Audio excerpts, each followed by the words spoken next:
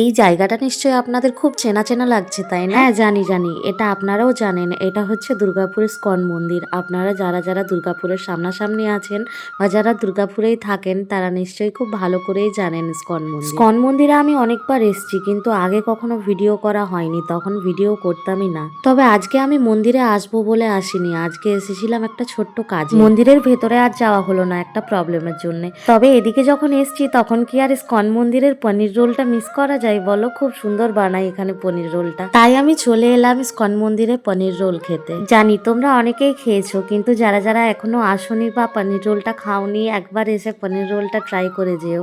দারুণ বানাই, যদিও এখানে মহাপ্রসাদ সবগুলোই সুন্দর বানাই, তার মধ্যে থেকে আমার তো খুব ভালো লাগে পনির রোলটা। তাছাড়াও এখানে না আধ ঘন্টার জন্য এসে কিচ্ছু লাভ নেই, বিশ্বাস করো, মনও ভরে না প্রাণও ভরে না। কমসে কম 3-4 ঘন্টা বসে না থাকলে একদম ভালো লাগে না। এখানে যখনই আসি তখনই বসে থাকি, কিন্তু আজকে আমাদের হাতে একদম সময় ছিল না। ছেলেকে দিয়ে এসেছিলাম টিউশনিতে, আমরা একটু কাজে এসেছি, তাই ভাবলাম যখন আধ ঘন্টার মতো সময় আছে তাহলে পনির রোলটা খেয়ে যাই আর বাবুর জন্য নিয়ে যাব, তাই আর কি মন্দিরে আসা। এখন এই সবে সন্ধে হচ্ছে, তাই এতটা ভিড় নেই, ধীরে সুস্থে টোকেন নেওয়া যাচ্ছে, না হয় অন্য সময় লাইন দিতে হয়, খুব ভিড় থাকে। যত রাত বাড়বে তত কিন্তু মানুষের ভিড়ও বাড়বে, আর মন্দিরটা ততটাই সুন্দর লাগে যখন লোকজন খুব থাকে, খুব ভালো লাগে। তো এখানে আমাদের টোকেন নেওয়া হয়ে গেছে, এখানে আমরা এখন রোলটা নিয়ে নেব। ওইদিকে বর্মশাই তো রোল নিচ্ছে আর এদিকে আমি একটু ভিডিও করছিলাম।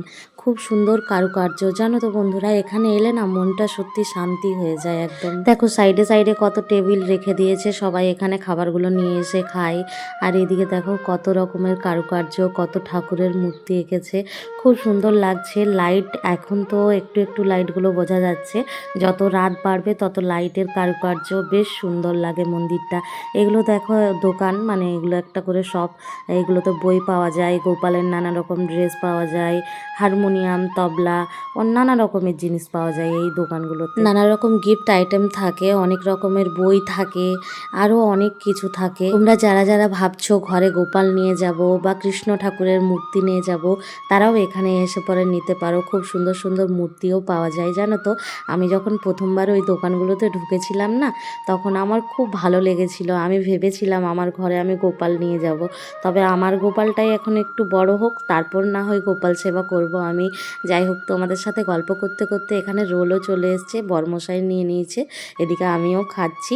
তো চলো বাড়িও ফিরতে হবে, বাবুকে টিউশনে দিয়ে এসছি, আর ওরটা নিয়ে চলে যাব, কারণ ও তো আসেনি। আমাদের একটু বললাম কাজ ছিল, তাই আর কি ওকে নিয়ে আসতে পারিনি। তবে বাইরেটাতে দেখো একদম মেলার মতো বসেছে, অনেক জামা কাপড় বসেছে, বাচ্চারা কত খেলা করছে, এইদিকে নানা রকম কসমেটিক্সের জিনিস, মানে ব্যাগ ট্যাগও বসেছে, বাচ্চাদের খেলনা বসেছে, নেল পালিশ, লিপস্টিক, মেয়েদের যা যা জিনিস হয়, দেখো খুব সুন্দর এখন বানিয়েছে। এই দোকানগুলো কিন্তু এখন রিসেন্ট দেখছি, তবে সব কিছু মিলেমিশে জায়গাটা কিন্তু দারুণ সুন্দর লাগছে এখন। দেখো নানা রকমের স্কার্ট দেখাচ্ছে, এখানে চুড়িদার দেখাচ্ছে, মেয়েদের সব। তো যাই হোক বন্ধুরা, চলো আজকের ভিডিওটা এখানেই শেষ করলাম। রাধে রাধে।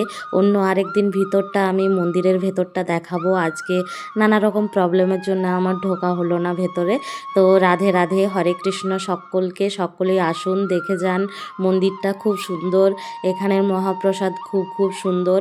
তো চলুন আজকের মতো ভিডিওটা এখানেই শেষ করছি, সকলেই ভালো থাকবেন।